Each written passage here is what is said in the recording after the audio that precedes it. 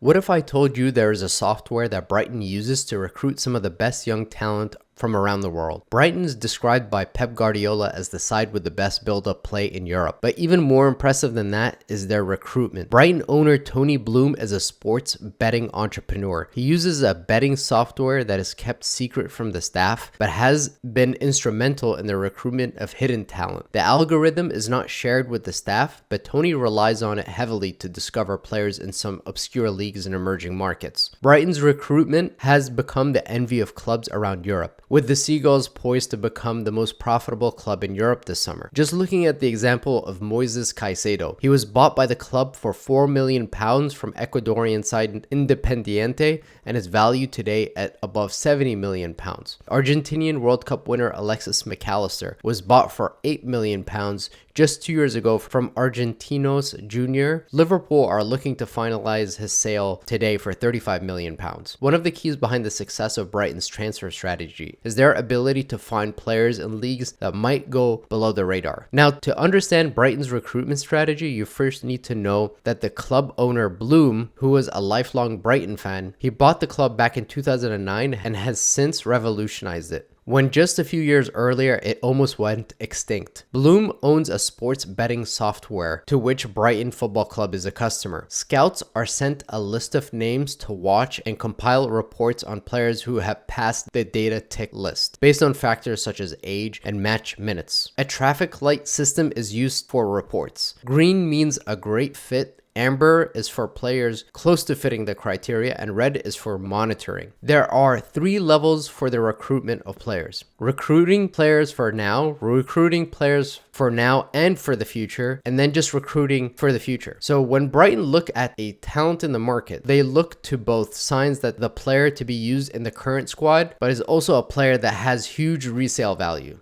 Now, rather than focus on recruitment based on regions, like how Real Madrid, for example, signs predominantly players from Brazil, and Argentinian players tend to be recruited by Barcelona, Brighton focuses on position. Now, looking at what Brighton is doing with their strategy, they're attacking emerging markets, signing players from the Ecuadorian and Colombian league, playing in markets where they have less competitors. One of the selling points at Brighton is the fact that you get the Premier League exposure if you're a young talent. And if you're successful, you can go to the likes of Manchester United, Liverpool, and the other big clubs. It used to be that teams in La Liga could recruit the best talent in Latin America, but given the financial power of the Premier League, Brighton can pay more in wages and in transfer fees than the other clubs in Spain, aside from Atletico, Barcelona, and Real. This is highlighted by Ecuadorian left back Estupiñán, joining Brighton last summer for $15 million from Villarreal. Estupiñán has been an outstanding replacement for Marc Cucurella, who signed for Chelsea in August for a fee that could rise up to $63 million with add-ons after an impressive season at the Amex. Brighton chief executive Paul Barber described Brighton's recruitment strategy and being more calculated and focused on getting specific players for a role that needs to be filled. He described the club as having finite resources and not having the budget to travel like other big clubs to scout talent. Since Graham Potter left Brighton to join Chelsea, the Seagulls appointed De Zerbi as their manager. De Zerbi described the recruitment experience at Brighton as different and not what he's accustomed to. He said, and I quote, "I'm getting used to working with algorithms